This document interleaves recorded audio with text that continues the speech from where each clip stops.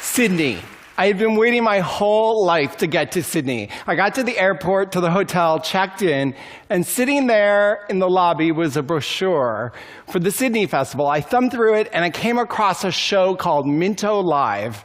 The description read, "The suburban streets of Minto become the stage for performances created by international artists in collaboration with the people of Minto."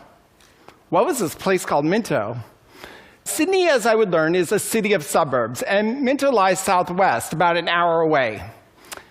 I have to say, it wasn't exactly what I had in mind for my first day down under. I mean, I thought about the Harbor Bridge or Bondi Beach, but Minto?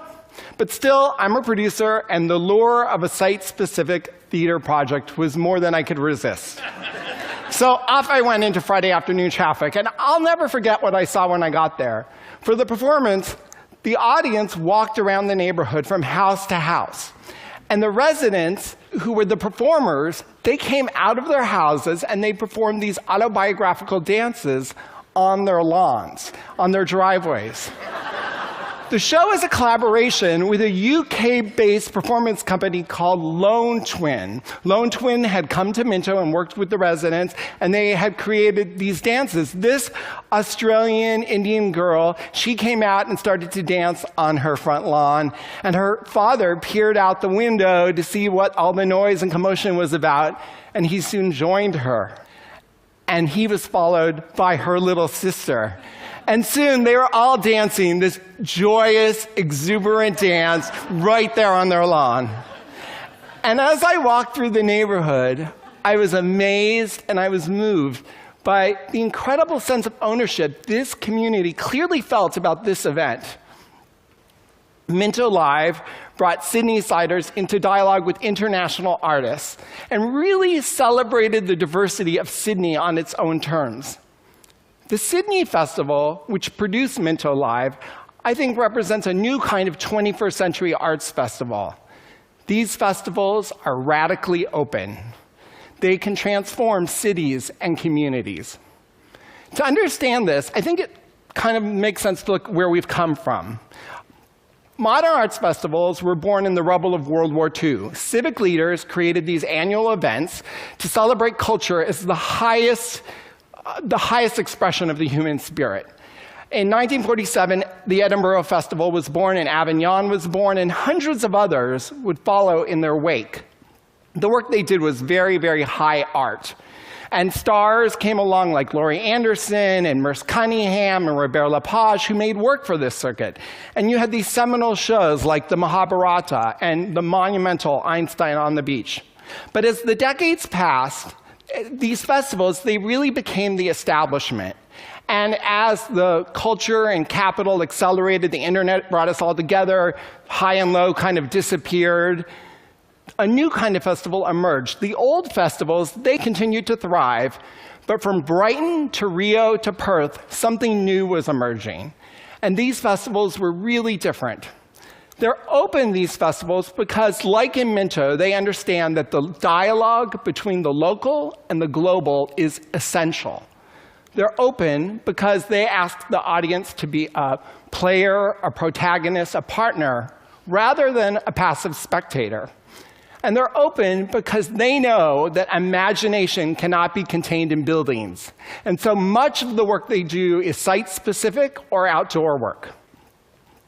So the new festival, it asks the audience to play an essential role in shaping the performance.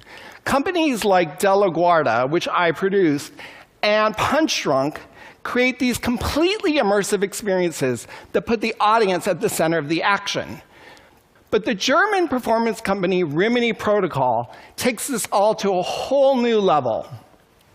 In a series of shows that includes 100% Vancouver, 100% Berlin, Rimini Protocol makes shows that actually reflect society. Rimini Protocol chooses 100 people that represent that city at that moment in terms of race and gender and class. through a careful process that begins 3 months before, and then those 100 people share stories about themselves and their lives, and the whole thing becomes a snapshot of that city at that moment. Lyft has always been a pioneer in the use of venues.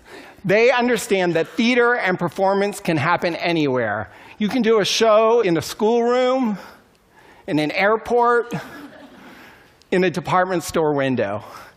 Artists are explorers. Who better to show us the city anew?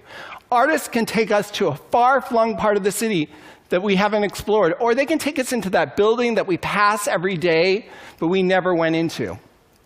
And artists, I think, can really show us people that we might overlook in our lives. Back to Back is an Australian company of people with intellectual disabilities. I saw their amazing show in New York at the Staten Island Ferry Terminal at rush hour.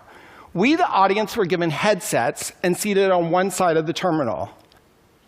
The actors were right there in front of us, right there among the commuters. And we could hear them, but we might not have otherwise seen them.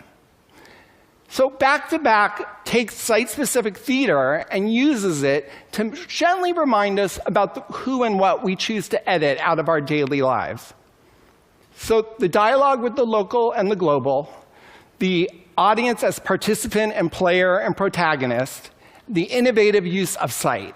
All of these things come to play in the amazing work of the fantastic French company Royal Deluxe.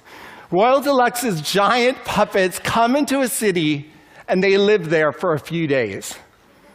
For The Sultan's Elephant, Royal Deluxe came to central London and brought it to a standstill with their story of a giant little girl and her friend, a time-traveling elephant. For a few days, they transformed a massive city into a community where endless possibility reigned. The Guardian wrote, "If art is about transformation, then there can be no more transformative experience. What the Sultan's Elephant represents is no less than an artistic occupation of the city and a reclamation of the streets for the people." We can talk about the economic impacts of these festivals on their cities, but I'm much interested in many more things, like how a festival helps the city to express itself, how it lets it come into its own. Festivals promote diversity, they bring neighbors into dialogue, they increase creativity, they offer opportunities for civic pride, they improve our general psychological well-being. In short, they make cities better places to live. Case in point, when the Sultan's Elephant came to London, just 9 months after 7/7, a Londoner wrote, "For the first time since the London bombings, my daughter called up with that sparkle back in her voice. She had gathered with others to watch the Sultan's Elephant, and it just made all the difference." Lynn Gardner in The Guardian has written that a great festival can show us a map of the world, a map of the city, and a map of ourselves. But there is no one fixed festival model.